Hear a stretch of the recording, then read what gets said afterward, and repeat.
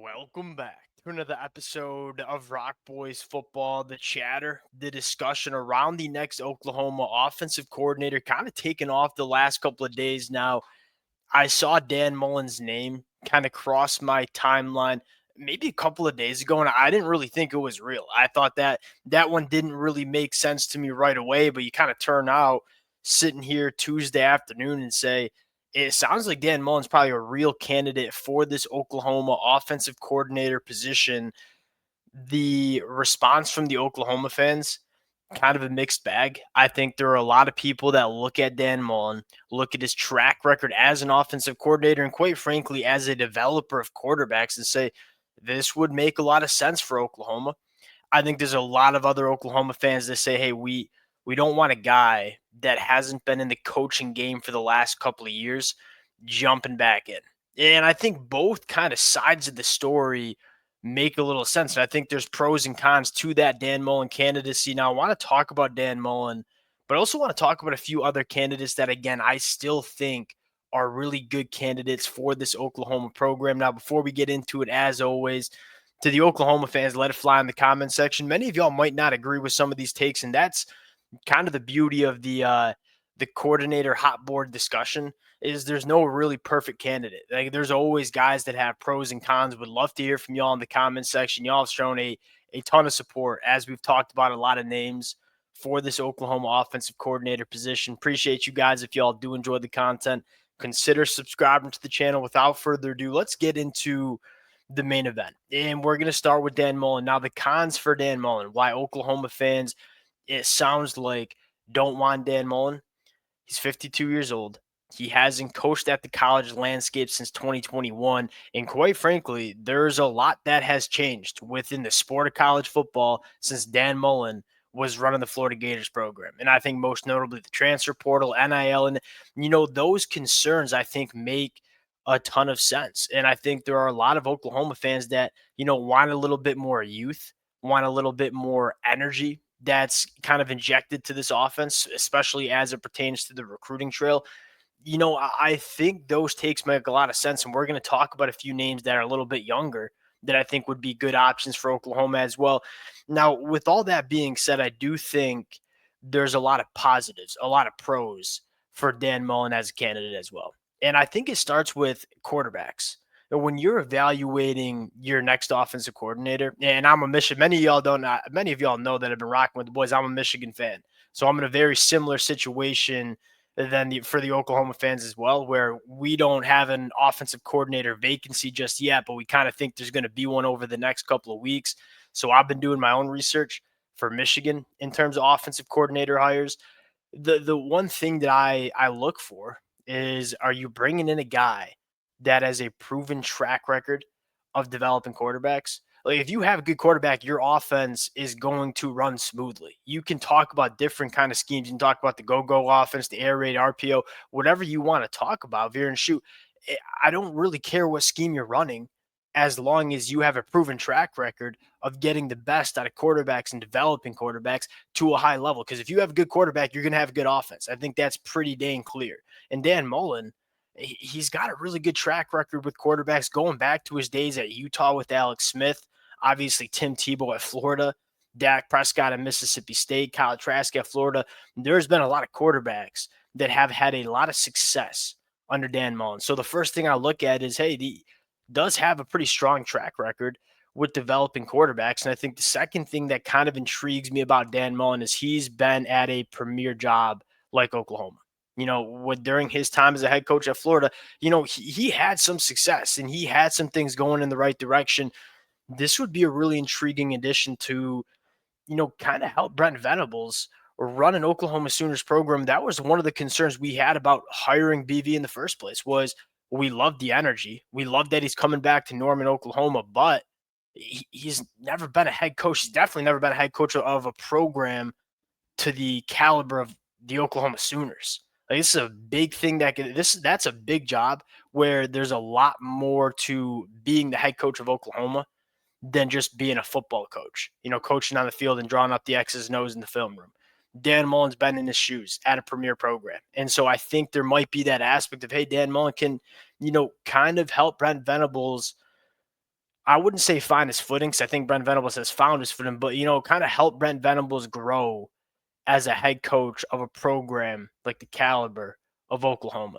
So those are some of the things that intrigue me. And again, what I would like to see, and I know I just said kind of I'm not as concerned with scheme. I would like to see Oklahoma lean into, playing the brand of football that Brent Venables I think has in mind in terms of how Oklahoma is going to win games. I don't know if I love this, shootout kind of offense where we're going to run really, really fast and kind of try to win in shootouts when you have the defense that you're going to have under Brent Venables the next 5 years. Why are you trying to get into all these shootouts? Do you want to bring in an offensive coordinator that's going to lean into, kind of strangling out opponents? Kind of how like Michigan won a lot of football games in 2023, where it wasn't this run and gun offense. It was an offense that put up points, but wasn't going super fast, controlled the time possession. I wouldn't mind seeing Oklahoma kind of go in that direction as well. Again, I think Dan Mullen's a pretty intriguing one, especially with his track record with quarterbacks. Now, for the Oklahoma fans that want a little bit more youth that's injected, Ben Arbuckle at Washington State. I know that's a very popular name as well. It's a shorter track record, but a very good track record with quarterbacks, going back to his time at Western Kentucky with Bailey Zappi. Obviously, Cam Ward last year. John Mateer's playing some really good football this year for Washington State.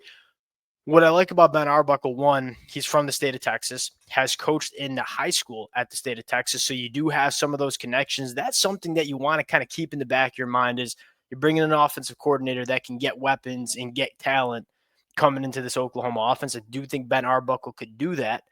But I think my favorite aspect about Ben Arbuckle, outside of the youth, outside of the quarterback development that we've seen from him, is that he can run an offense based on the personnel. And that's something that's kind of rare to find in a lot of these offensive coordinators, where they have a scheme and way they want to run their offense and don't really deviate from it, I should say, regardless of the personnel they have. I think it got Jimbo Fisher in a lot of trouble at Texas A&M. Ben Arbuckle, in his short time as a coach, he's only 29 years old, has shown that he can take different quarterbacks and surround them in an offense that's going to suit their skill set. Obviously, Cam Ward, very different quarterback than John Mateer, very different quarterback than Bailey Zappi at Western Kentucky. Hey, we're going to go a little bit more heavy in the passing attack with a guy like Cam Ward.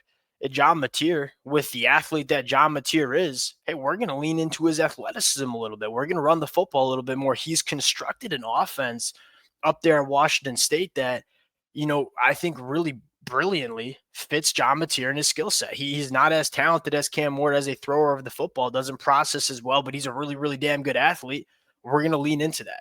And so that track record of, hey, I'm going to design and massage my offense into where it best fits my quarterback, I think that's a really, really important aspect when you're evaluating coordinators. Last one I'm going to talk about, Tino Sinceri. And again, I'm just going to continue to bang the table for Indiana coaches. Whatever they're doing up in Bloomington, Indiana, it's working, specifically from a coaching staff standpoint. Tino Sinceri's got a really strong track record of, one, being a damn good recruiter. I mean, you hear all the buzz around Julian Lewis looking at Indiana. That's because of quarterbacks coach and co-offensive coordinator Tino Sinceri. And he's kind of known as a guy that is young, can connect with athletes on the recruiting trail. So you certainly like that. And I think, secondly, this Indiana offense is butter. Now, you turn on the film for Indiana, everything looks so easy. Did a really good job at James Madison, followed Kirk Cignetti to Indiana, and is doing a really good job at Indiana. Curtis Rourke was a solid MAC quarterback at Ohio, has transferred to Indiana. He's top 5 in Heisman voting, and rightfully so. Curtis Rourke looks like an elite quarterback in Indiana. And so, yeah, I think that I guess the cons for both Ben Arbuckle and more so Tino Sinceri, in my opinion, is that the track record isn't as lengthy. Like Dan Mullen, there's a long track record of him being pretty damn good with quarterbacks and pretty dang good with offenses. You look at Ben Arbuckle, 2 or 3 years. You look at Tino Sinceri and say, did a good job at JMU, is doing a good job at Indiana. How much is he really playing a role in the Indiana offense is probably a question mark, right? He's a co-offensive coordinator with Mike Shanahan, who I also think would be a great candidate for Oklahoma. And then obviously Kurt Cignetti knows what he's doing on the offensive side of the football. So I think one of the questions is, how much is he responsible for all this success that we've seen at JMU and Indiana?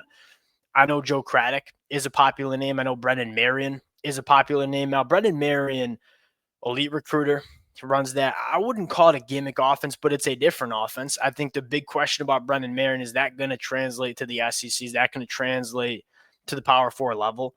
That's probably the question you have with Brendan Marion. He'd be an exciting one, but I think that would open up a lot of questions. Dan Mullen, I think, is a damn good candidate. I think Ben Arbuckle and Tino Sinceri are too, and I think you can recognize the pros and cons of each of these candidates without kind of just throwing them in the dumpster either. We'd love to hear from you all in the comment section. We'll obviously continue to talk about this as we get more names and as the talks begin to heat up. Appreciate you guys rocking with it. If y'all do enjoy the content, consider subscribing to the channel. Appreciate you guys. We'll talk to y'all later. Peace.